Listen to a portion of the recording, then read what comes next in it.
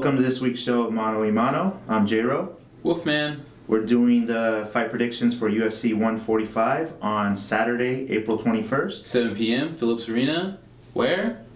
Atlanta, Georgia. ATL. Yep. Right now we're doing the main card predictions. Yes. So let's get rolling. Yep. It's a phenomenal card. Very, very good card. We're going to go right to the main event. Yep. Title shot. Here we go. We got John Bones Jones versus Sugar Rashad Evans. Sugar. A little bit about Bones. He trains at Jackson's MMA. He has a background in wrestling. He's pretty much an all-around fighter, though. I mean, his skills are absolutely phenomenal. I mean, great camp. Great camp. This is his third title defense. This is going to be his third title defense. Yes. He's defended it twice already, successfully. Yep. 6-fight win streak. Wow.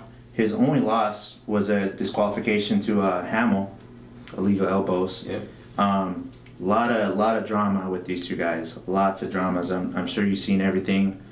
Looking forward to this fight. Yep. Tell us about Sugar. A little bit about Sugar. He's fighting out of the Black Zillions camp. Used to be at Greg Jackson, no longer there. Why? Because Bones has the title, and you know, if you come from the same camp, kind of weird when you're training against a guy that's in the same room as you. Sugar, Division I wrestler. He only has one loss. That's when he got KO'd by Lyoto Machida, which was bad. I actually think he lost that fight to Tito too, the first one, but Tito grabbed the cage.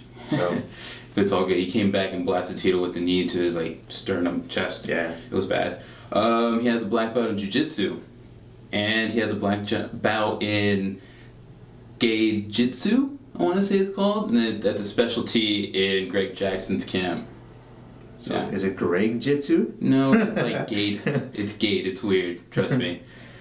Well, I mean, who do you got, man? I mean, these guys, I mean... Yeah. Tell you the truth? Upset. I'm taking Sugar. I mean, Sugar needs to...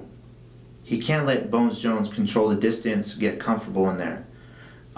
Sugar needs to keep it close, get in his chest, push it against the cage, dirty box him. Can he do that? Find out. I don't think he can. I really don't. I'm going with Bones here. I think Bones' skills, his length, is going to give him a lot of issues. Yeah, and he has a 5-inch reach advantage. I think Jones is going to be able to control the distance and so on. I honestly don't think this is going to be the greatest match.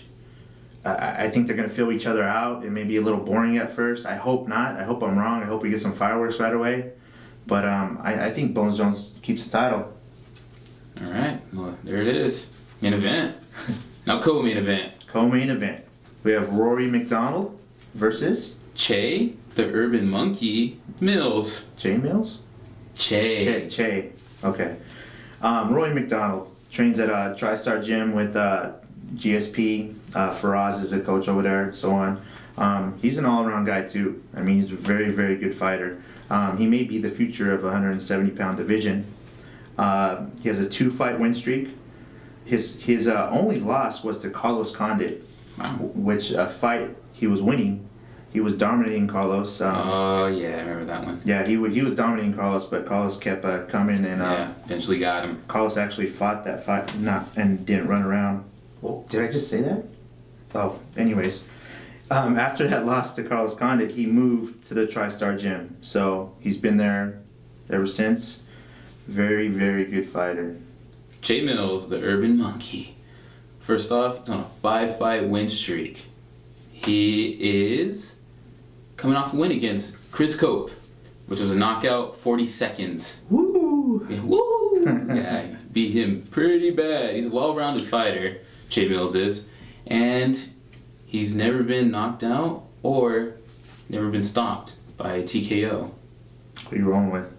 I'm going with McDonald. Yeah, I think Rory dominates this fight. I mean, I think he is the future of 170-pound division. It's going to be strange though when he keeps moving up the ladder because he trains with GSP. It might be another Rashad Bones Jones thing. Yep, we'll exactly. Cross that path when they get to it. Yep. So we agree. Yes, sir. Next fight, heavyweights. Ooh. We have Brendan, the hybrid Schaub, versus Big Ben Rothwell. A little bit about the hybrid. He's trained around a lot of different places. He's trained at Jackson's MMA, Grudge. He trains with Enzo Gracie. He's actually a purple belt in jiu-jitsu. His background, as we all know, is in football. I mean, he was a football player. I believe he was on the practice squad for the Bills. Ultimate Fighter runner-up. Yep. He's coming off a loss to Big Nog. It was in Brazil. He got knocked out pretty bad. Yeah, we picked Shab, I want to say, yeah, too. we picked Shab, but he just got caught. I mean, it happens, but he likes to keep the fight standing. He's a good fighter, good skills. He's learning very well. Now, a little bit about Rothwell. He's kickboxer and wrestler. He's coming off a loss against Mark Hunt, and that fight was sloppy. Yes, that was in altitude, right? Yeah, that was in Denver. That was one horrible fight. It was just who had enough stamina to outlast the other one, and it so happened that Mark Hunt did. Yeah. He fights with, he trains with Duke Rufus, actually. He's 3-0 in kickboxing, Shudo kickboxing, that is. But we'll see how he does. Let's see how he does off a loss, because I want to say he lost 2 out of 3 fights. Who are you going to roll with? I'm going with the hybrid. I think he comes back strong, and I think he can put away Ben Rothwell. I think so too. I think Big Ben's chance of winning this fight is to take it to the ground. Can he get Brendan Schaub to the ground? I don't think so. I think the hybrid comes back strong. Yeah. We agree. Yes, sir. On to the next one. This fight's being contested at 135 pounds. We have Miguel Angel Torres versus Michael Mayday McDonald. Is that the singer's son? No. No? Okay. Why do we say that? I don't know. Anyways, a little bit about Miguel. He also trains at TriStar with Rory, GSP, so on. All that. He's a black belt in Brazilian Jiu-Jitsu, former WEC champ. Yeah. He's coming off a win versus Nick Pace. And basically, his losses, he's got 4 losses. I mean, I'll just name 3 of them. He lost to Mighty Mouse, Jiu-Jitsu, Joseph Benavides, and he lost to Bowles. So that's 3 losses right there. I mean, so get some good guys, Yeah. Miguel's a very good fighter. Tell us a little bit about Michael Mayday. He's 14-1, but he avenged that loss against Cole Escovedo. This kid, only 21 years old. Young, it's man. nuts, yeah. Young. Fights out of Oakdale MMA. He's a brown belt in jiu-jitsu. Really, really well-rounded fighter. And he's on a 7-fight tear right now. This kid's no joke. 21 years old, only 1 loss, and he already avenged it. Yeah, that's pretty wicked. Who you rolling with? Dude, I have to go with Mayday on this one. I actually agree. I think this fight's going to have some fireworks. I think they're going to go out there and bang.